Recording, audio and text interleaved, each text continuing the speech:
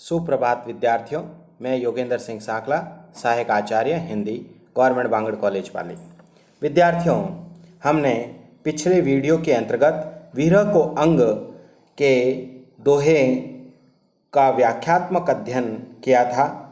आज हम उन्हीं विरह के अंग का एक अंतिम जो दोहा है उसका व्याख्यात्मक अध्ययन करेंगे। फिर उसके पश्चात अगला जो इसी साखी के अंतर्गत जो विरह ज्ञान को अंग हैं, उस विरह ज्ञान के अंग के दोहे की भी चर्चा करेंगे। तो हम सबसे पहले विरह को अंग के इस दोहे की चर्चा करते हैं। यह है दोहा इस प्रकार से है के विरणी को मीच दे के आपा दिखलाई, आठ प्रहर का दामना मोपे सहा न जाए। इस दोहे के अंतर्गत यहाँ पर एक विरणी जो है वह ईश्वर प्राप्ति के लिए असहनीय कष्टों को उठाने की बात को प्रकट करती हैं। वह कहती है कि हे प्रभु, यदि आपके दर्शन मुझे प्राप्त नहीं होते हैं तो मेरा यह जो जीवन है वह किसी काम का नहीं। तो आप मुझे या तो अपने दर्शन दीजिए या मुझे मृत्यु प्रदान कीजिए। तो इसी बात को वह अपने इस दोहे के माध्यम से एक विरणी व्यक्त करती हुई क्या कहती हैं इस दोहे के अंतर्गत।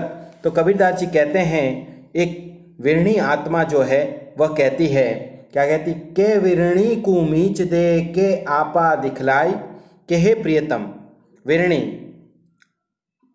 हे प्रियतम मुझ जैसे विरणी को या तो तू क्या है मीचू का मतलब होता है मृत्यु दंड दे दे। कि हे प्रियतम परमात्मा, या तो मुझ जैसी इस विरणी को तू क्या कर दे, मृत्यु दे दो। के आपा दिखलाए, या फिर आप अपने वास्तविक स्वरूप को मुझे दिखा दो। आठ प्रहर का दांजना, आठ प्रहर यानी कि प्रत्येक रात और दिन, क्योंकि प्रत्येक दिन में कितने प्रहर होते हैं, 8 प्रहर। प्रत्येक एक प्रहर जो होता है वह 3 घंटे का होता है। तो इस प्रकार से मिलाकर के रात और दिन की बात बताते हुए प्रत्येक एक दिन की बात कह रहे हैं कबीरदास जी। तो क्या कह रहा है कि ऐसी स्थिति में मुझे तुम्हारे बिना, तुम्हारी विरह वेदना में मुझे जो है 8 प्रहर का दांजना का मतलब होता है दग्ध होना या कष्ट होना, कि मुझे 8 प्रहर में क्या हो रहे हैं, कष्ट हो रहे हैं। मौपे सहा न जाए, ये जो कष्ट है यह मुझसे तनिक भी सहा नहीं चाहता। पुनः एक बार हम देखते हैं, कबीरदास जी कहते हैं कि कबीरदास जी अपनी विरणी रूपी आत्मा के रूप में वे कह रहे हैं, क्या कहते हैं, के विरणी को मीच दे, के हे प्रियतम तुम मुझ जैसी विरणी को या तो क्या है मृत्यु दंड दे दो, के आपा दिखलाए, या फिर आप मुझे अपने स्वरूप के दर्शन करवा दो। 8 प्रहर का दांजना, कि मुझे 8 प्रहर जो है वह दग्ध यानी कि पीड़ा या निरंतर 8 प्रहर में मैं संतृप्त हो रही हूँ। मोपे सहा न जाए, यह जो कष्ट है यह मुझसे अब सहा भी नहीं जाता। तो इस प्रकार से यहाँ पर एक विरणी के असहनीय कष्टों का एक व्याख्यात्मक अध्ययन उन्होंने दोहे में किया है। अब हम विशेष की बात करें तो विशेष के अंतर्गत यही दिखाई देता है कि जीवात्मा रूपी जो विरणी है वह भक्त रूपी विरणी की वेदना को एक मार्मिक चित्रण के रूप में प्रस्तुत किया गया है। उसके साथ साथ हम देखते हैं कि लौकिक से अलौकिक भाव की व्यंजना भी यहाँ पर देखने को मिलती हैं। इसके अंतर्गत अनुप्रास अलंकार का भी प्रयोग किया गया है और अंत्यानुप्रास अलंकार का भी प्रयोग दिखाई देता है। उसके साथ साथ रूपक अलंकार का भी हमें पूर्ण रूप से प्रयोग होता हुआ दिखाई देता है। तो इस प्रकार से यहाँ पर एक प्राकृतिक छटा का भी चित्रण हमें दिखाई देता है और हम देखते हैं कि गेय तत्व की प्रधानता तो है ही है और उसके साथ साथ सदुकड़ी भाषा का भी प्रयोग हमें इस पद के अंतर्गत देखने को मिलता है। तो इस प्रकार से यहाँ पर एक विरणी जो है वह ईश्वर की प्राप्ति के लिए असहनीय कष्टों का पूर्ण रूप से संताप को व्यक्त करती हुई अपनी विरह वेदना को अभिव्यक्त करने का प्रयास करती हैं। अब हम इसी विचारधारा के अंतर्गत आज हमने जो ये वीडियो के अंतर्गत देखा, यहाँ तक हम देखते हैं कि कबीरदास के विरह के अंग के जो दोहे हैं वह पूर्ण रूप से समाप्त हो जाते हैं और उसके पश्चात हमारे सामने अगली कड़ी के अंतर्गत विरह ज्ञान के अंग के अंतर्गत हमारे सामने दोहे दिखाई देते हैं। तो उन दोहों का हम विस्तृत रूप से अध्ययन करेंगे। अगला जो है विरह ज्ञान को अंग का सबसे पहला दोहा है। विरह ज्ञान के अंग का अभिप्राय यह होता है कि जहाँ विरह भी है और ज्ञान की भी प्राप्ति है, दोनों ही चीज़ों का पूर्ण रूप से चित्रण हमें देखने को मिलता है कि एक विरणी किस प्रकार से विरह में व्यतीत होती है और उसको उसके ज्ञान की भी प्राप्ति होती है। तो क्या कहा है, हृदय भीतरी दो बड़े धुआं न प्रकट होई, जाके लागी सो लखे के जिहिलाई सोई। कबीरदास जी का यह जो दोहा है, यह कबीरदास जी के जो बीजक ग्रंथ हैं और बीजक ग्रंथ की जो साखी है, साखी के भी विरह ज्ञान के अंग से उद्धृत किया गया है। इसमें परमात्मा के प्रेम विरह जनित ज्ञान ज्योति तथा वेदना दोनों का ही सजीव चित्रण हमें दिखाई देता है।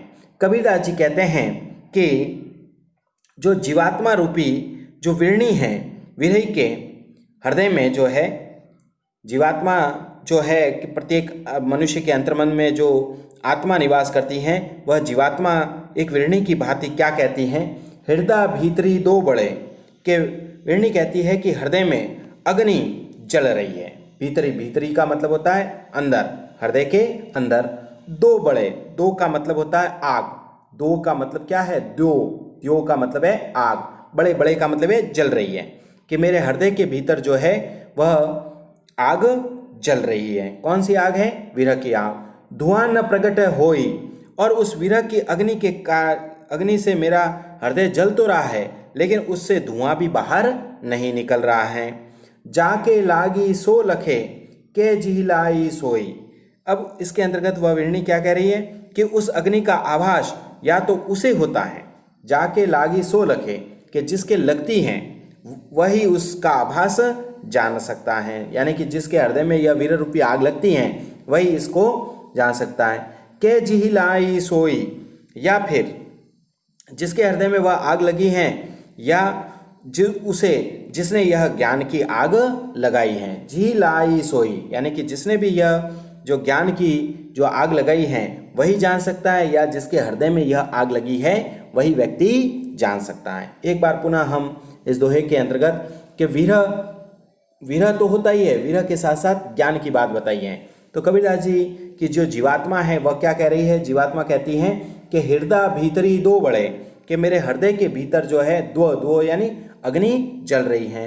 धुआं न प्रकट होई, जिससे क्या है धुआं भी प्रकट नहीं हो रहा है। ऐसी विरह रूपी अग्नि जाके लागी सो लखे, कि इस विरह रूपी अग्नि को वही व्यक्ति जान सकता है जिसके हृदय में लगी हो, वही व्यक्ति जान सकता है। के जिहिलाई सोई, या फिर जिसने इस विरह रूपी आग को जिसके हृदय में लगाया है, जिसने लगाया है वही इस आग के बारे में जान सकता है, दूसरा कोई भी नहीं जान सकता।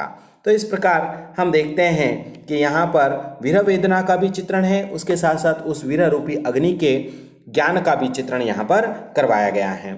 विशेष के दृष्टिकोण से यदि हम देखें तो यहाँ पर हृदय की अग्नि का ज्ञान या तो ज्ञानी गुरु ही जान सकता है या फिर वह परब्रह्म परमात्मा जान सकता है, जिसके बारे में अध्ययन करवाया गया है। उसके साथ साथ अग्नि का बाह्य लक्षण पूर्ण रूप से प्रकट नहीं होता हुआ दिखाया गया है, जिसके कारण से हम कई बार उसे अतिशयोक्ति अलंकार के रूप में भी ले सकते हैं। उसके साथ साथ हम यदि देखें तो यहाँ पर अनुप्रास अलंकार का चित्रण हुआ है, अंत्यानुप्रास अलंकार भी हमें स्थान स्थान पर देखने को मिलता है। उसके साथ साथ व्यतिरेक अलंकार विशेष रूप से यहाँ पर प्रकट होता हुआ दिखाई पड़ता है।